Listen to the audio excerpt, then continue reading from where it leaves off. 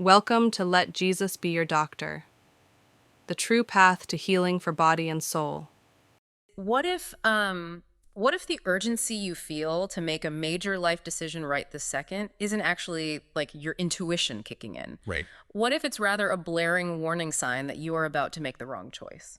Yeah, I mean, it is a completely counterintuitive idea for most of us. Totally. We are conditioned to think that speed equals efficiency, and that hesitation is it's just a weakness. Right. Usually when we talk about making a big decision, there's this expectation of absolute immediate clarity. You want the pros and cons list to be overwhelmingly obvious. You want like a flashing neon sign from the universe pointing left or right saying, go this way, this is the right choice, do it now. Exactly. We want the hustle. We want the hustle.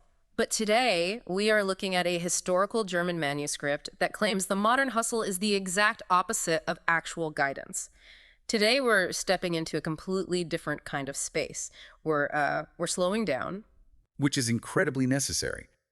The text we are exploring today fundamentally challenges our modern obsession with loud, obvious, and, well, immediate answers.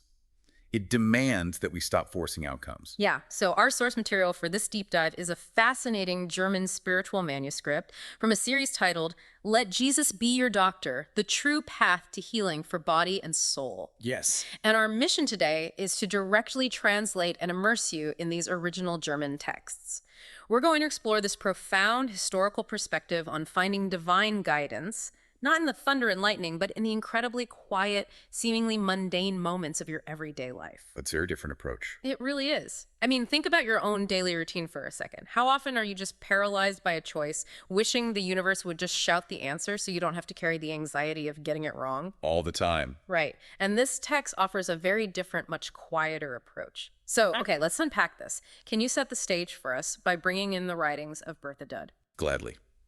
The text draws on several historical spiritual voices to paint a picture of what they call quiet steering.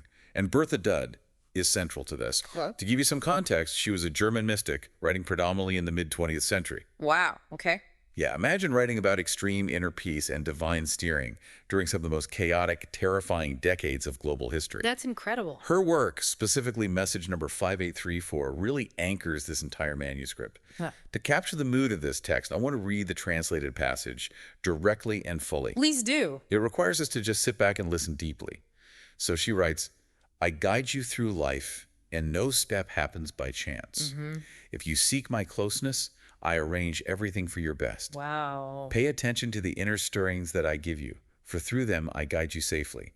I want to lead you, I want to go before you, and you should follow me, so that you too reach your goal. That's beautiful. It is, and she continues, whoever occupies himself with me in his thoughts, whoever consciously or unconsciously acknowledges that he considers himself dependent on the power that created him, whoever now subordinates himself to this power accepts my guidance, and he is truly on the right path, even if he does not see his companion. Even if he does not see his companion. Right. I am indeed with him, Right. and he now goes no step on his own authority, but I steer him as is useful for the salvation of his soul. Okay. And he can entrust himself to my guidance without worry. He will one day recognize it as good and successful when he has finished the earthly path and arrived at the gate of the beyond. That's a huge promise. It really is. And the quote finishes with this crucial condition.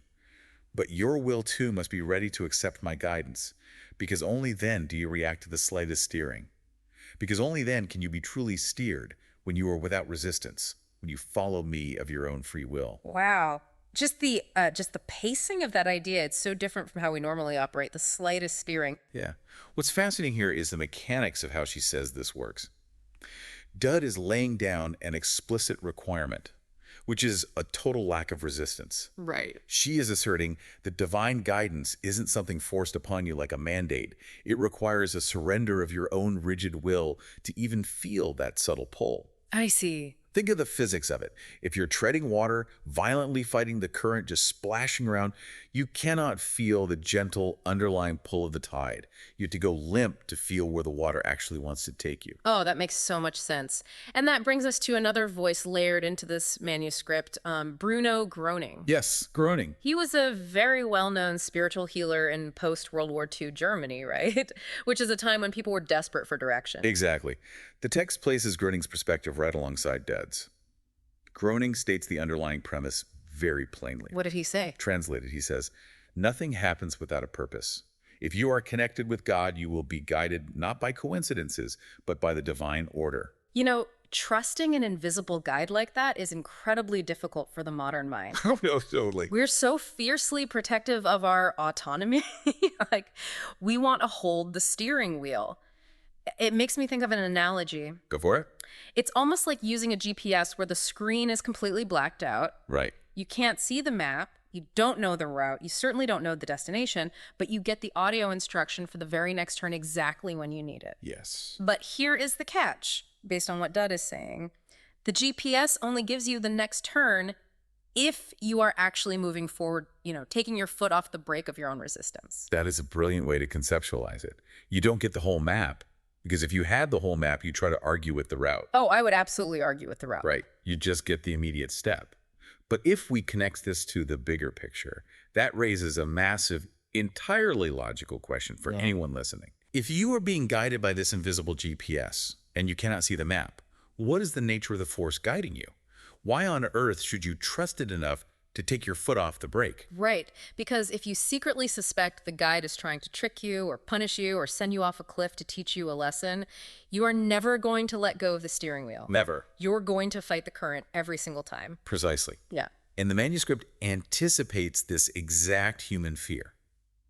It synthesizes what feels like a chorus of historical voices to answer this fundamental question. Okay. It argues that to surrender your will, you have to fundamentally understand that the guiding will is, at its absolute core, grounded in love. Let's hear from those voices, because I think a lot of people need convincing on that point. For sure. It starts by pointing to a foundational biblical text, 1 John 4.16. God is love, and whoever abides in love abides in God, and God abides in him. That sets a pretty clear baseline. It does. But then the manuscript brings in Thomas von Kempis. He was a 15th century monk writing during a time when religious rules were incredibly rigid and punitive. Right. Yet he makes this incredibly radical claim for his era. He writes, "Whoever loves no longer needs commands because love wants what God wants." That is a staggering thought. Isn't it? He's saying that once you align with that love, you aren't following a rule book anymore. The desire comes from within. You've basically internalized the map. Exactly. It moves from external obedience to internal alignment. And the text then echoes this with the early 20th century mystic Luisa Piccarreta. What does she say? She says, "The divine will is nothing else than love, which wants to give itself away through you." And finally, it brings in a quote from the theologian Derek Prince. Oh, wait, I have the Derek Prince quote right here in my notes, and we have to pause on it because it literally stopped me in my tracks. Yeah, a good one. He says, "God's will is never against you. It is the only way on which you find yourself." That is a massive paradigm shift. How so? Like, break that down for us. Well, I think a lot of people grew up with this underlying fear of divine punishment, this idea that God's will is basically a cosmic list of terrible chores, or that it's going to force you to do the thing you hate the most just to prove your loyalty. Yeah, a test of endurance. Exactly. It's the fear that surrendering your will means erasing your personality. But Prince is saying the exact opposite. He's saying this guidance isn't trying to destroy who you are. It is the exact mechanism required to discover who you truly are. It's never against you. It's the ultimate pro-you force. That's the beautiful distillation of the text's argument. And once you establish that the guide is fundamentally loving and not punitive, the manuscript explains the mechanism of how this guide communicates. Okay, how does it? Because it doesn't usually happen with burning bushes. Yeah. Before anything happens externally, the communication happens internally. The guide speaks through the conscience. Right. Thomas von Kempis is quoted again here saying, "God speaks first in the conscience as a fine stirring of the good." A fine stirring. Again, not a shout. Right. And the primary metric for this stirring is peace. In this framework, internal peace equals divine agreement. Okay. If you are considering a decision, maybe a career change or a relationship shift, and you feel a deep foundational peace underneath it, even if the logistics of the decision are terrifying, that peace is the green light. Conversely, internal unrest, a lack of peace, is a warning to stop.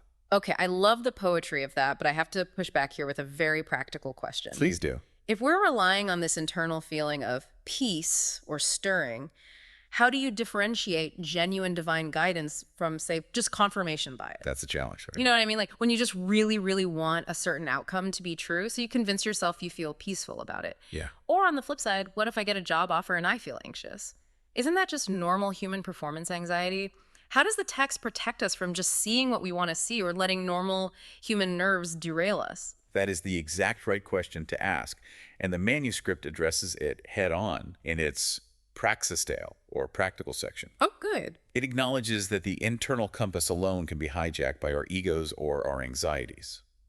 So it outlines 4 very specific ways that the external world will manifest signs to confirm or redirect that inner compass. Ah, so you don't just rely on the feeling. Right, you look for the external architecture to match it. Okay, so the external verifies the internal. What is the first sign in this framework? The first is repetitions.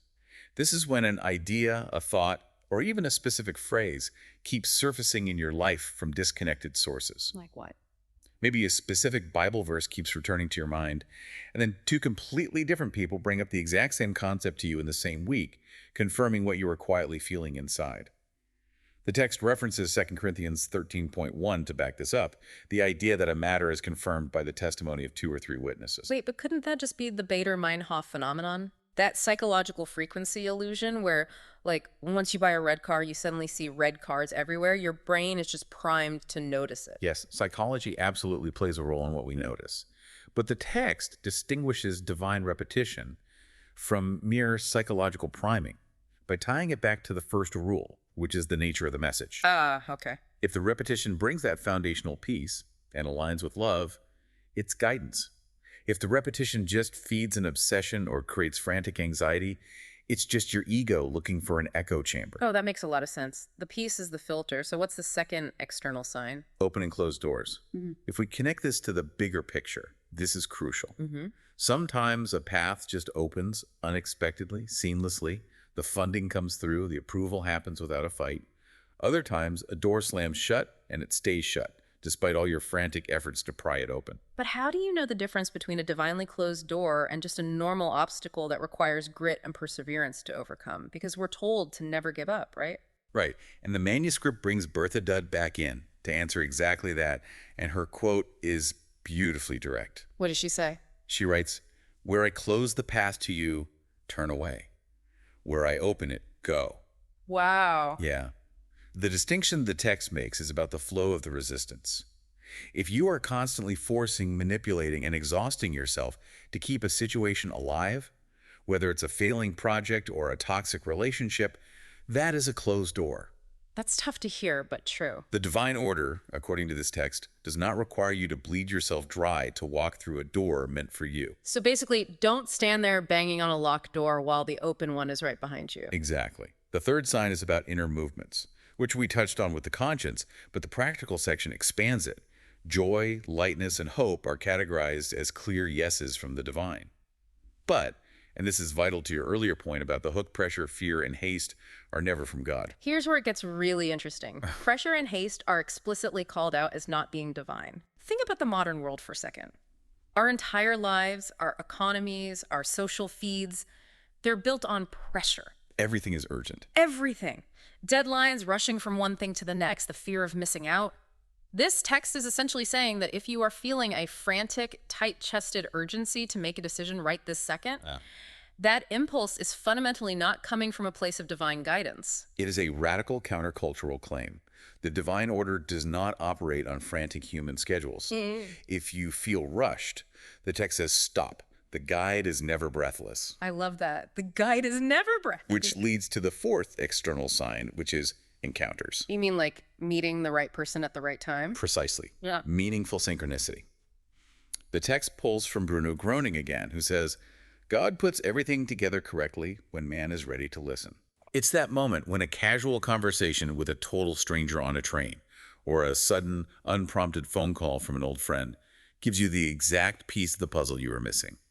It's the universe providing the missing variable the moment you stop trying to invent it yourself. So if we look at this toolkit, We have repetitions echoing our inner thoughts, open and closed doors directing our energy, inner movements specifically warning us away from haste and pressure, and meaningful encounters bringing the right people. Exactly. It takes these lofty, mystical concepts of surrender and turns them into a highly practical framework for living. And the manuscript takes it one step further. It actually provides an actionable physical exercise you can use today when faced with a choice. Oh, really? Yeah, it introduces a practice called die Frage des Schritt, the question of the step. How does that work in practice? Like, walk us through it. It's a mandatory, momentary pause.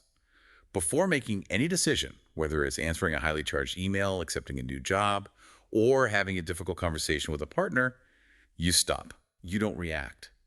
You pause and ask inwardly, Lord, is this the step you want? And then what? You just wait for a feeling. You observe the resulting flowchart of feelings in your physical body and your mind. The text breaks it down very clearly. If peace, light, and a physical sense of lightness come a dropping of the shoulders and easy breath, you go forward. Okay, that makes sense. The mystic Luisa Piccarreta is cited here again to reinforce this. She says, the divine will speaks through light and peace. But what if you don't feel that? Like, what if you feel that tightness we were talking about earlier? If pressure, unrest, and a feeling of tightness come, a knot in the stomach, a shallow breath, a spinning mind do, you pause. You halt. You just stop. You do not hit send on the email. You do not sign the contract. You wait. Man, it requires so much intense discipline to just pause when you feel that tightness. It really does. Psychologically, when we feel anxious unrest, our instinct is to rush forward and just push through it to get the situation over with. We want to escape the discomfort of the unknown by forcing a conclusion. Which is exactly why the text offers a physicalized ritual of trust to help cultivate that discipline. It instructs the reader to sit for a moment with both hands open, resting on their lap, facing upwards. Just receiving. Exactly. This physical posture of receiving, literally demonstrating that you are dropping the steering wheel, is paired with a specific prayer of surrender. Can you translate that prayer for us? Let's hear the exact words. Yes. The translation reads, Jesus, you are my guide. I trust your wisdom more than my own. Open to me your paths and close the paths that lead me away from you. I trust your wisdom more than my own. Yeah. There's that surrender of the ego again, the willingness to admit that you don't have the whole map and you're okay with just getting the next turn from the invisible GPS. Exactly. So what does this all mean? If a listener wants to boil all of this historical mysticism, the psychology, the quotes from Dudde and Gröning, down to a simple, foolproof checklist to carry in their pocket today, what is the final synthesized takeaway from this source? Well, the manuscript closes its practical section by distilling everything we've discussed into 3 ultimate recognition signs. 3 uncompromising questions to ask yourself about any path you're considering. Okay, what are they? Number 1, does it bring peace? Peace. Number 2, does it lead to love? Love. And number 3, does it correspond to God's word? The text states with absolute certainty that if all 3 of these are a resounding yes, then you can step forward with total, unwavering trust. Peace, love, and alignment with the word. If any of those are missing, you pause. Yes. And as we bring this particular deep dive to a close, it's worth noting that the original broadcast of this text actually ends with a short guided meditation. Oh, wow. I'd like to read the translation of that meditative script now, just to bring us fully back into the contemplative, quiet mood of the source material. Please do. I think we could all use a moment to just let the dust settle. Imagine the gentle pacing of the original German audio. The text instructs the listener. Close your eyes. Breathe quietly. Let the day pass by you. Perhaps there was a look, a word, a moment that touched you. Say quietly within yourself, Lord, teach me to recognize your signs. I trust your guidance. I trust your guidance. Feel how peace enters and the certainty that you never walk alone. That's incredibly powerful. It sits in that silence for a moment, Yeah. and then briefly notes that the next episode in their original series explores recognizing the voice of truth through the conscience.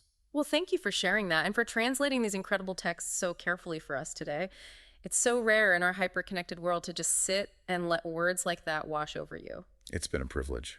And we want to thank you, the listener, for joining us on this unique, quiet exploration today. We started by talking about the desire for loud neon signs and the modern trap of believing that urgency equals importance. Right. But as we've seen through the writings of these historical figures, This manuscript points to something much closer, much quieter, and perhaps much more profound. It points to a guide that doesn't scream over the noise, but waits for you to become quiet enough to listen. So, we'll leave you with a final thought to mull over today as you go back out into the rush of your routine. If every closed door, every delay, and every frustrating coincidence in your life is actually a deliberate act of profound love meant to quietly guide you, how does that change the way you'll experience your very next interruption today?